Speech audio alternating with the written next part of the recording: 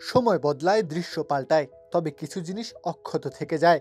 যেমনটা আজিঙ্কা রাহানে আর তার বিশ্বাসের প্রতীক চিহ্ন ওই ব্যাটটা, যা এখনো বহমান স্রোতের মতো বয়ে চলে, দলের বিপদে ঢাল হয়ে দাঁড়ায়। রঞ্জি ট্রফিতে রাহানের 159 রানের ইনিংস সেটাই দেখিয়ে দিল আরও একবার।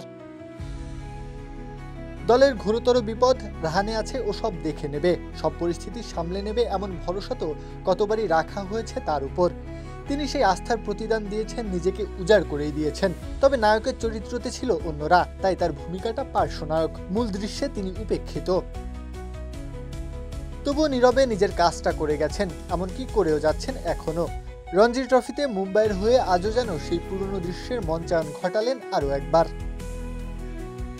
18 রানে যখন প্রথম উইকেটের পতন হলো, তিনি ক্রিজে এলেন। পরিস্থিতি বুঝে ওঠার আগেই আরো দুজন সাজঘরে ফিরলেন তার সামনেই। কিছুটা চাপ মেঘ হয়ে মুম্বাইয়ের আকাশ তখন ঢেকে দেওয়ার আয়োজন করছে।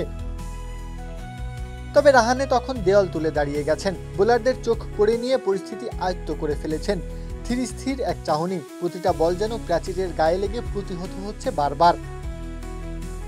50 গড়িয়ে শতক এলো, রাহানে তবুও অবিচল রইলেন, দৃঢ় প্রতিজ্ঞাবদ্ধ তার ব্যাট। না, উইকেট দিলে চলবে না। শেষটাতে 150 রানের গন্ডিও ছুঁয়ে ফেললেন, তবে 159 রানে থামতেই হলো তাকে।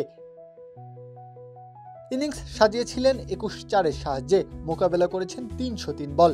যতক্ষণে ফিরে যাচ্ছেন সাজঘরে, ততক্ষণে পুরো কাজটা শেষ হয়েছে, আর তাতেই দলও স্কোরবোর্ডে তুলেছে 406 রান। একটা সময় ছিলেন জাতীয় দলের অধিনায়ক, এখন রঞ্জিতে তার নেতা শার্দুল ঠাকুর। তবুও দায়িত্বে এক চুলো ছাড় দিতে নারাজ তিনি। সময় গড়িয়েছে ঠিকই, তবে কাজটা এখনো একই, বিপদে তিনিই তো ভরসা। প্রত্যহ কাব্য, খেলা 71।